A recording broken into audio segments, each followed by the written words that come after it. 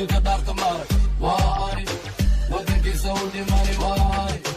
warankiisa gelgeli waa ani kama baqo wadka wadanka ani wiilka dhaarta maaray waa ani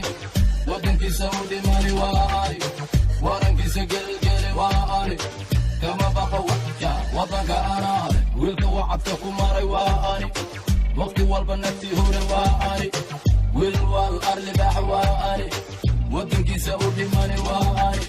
caalamkiisa weelka dhigtay waa ani godkiisa loo geerin waa ani qorigiisa weheshada waa ani wadaniga gargaharay honna waa ani wiilka dhaarta maaray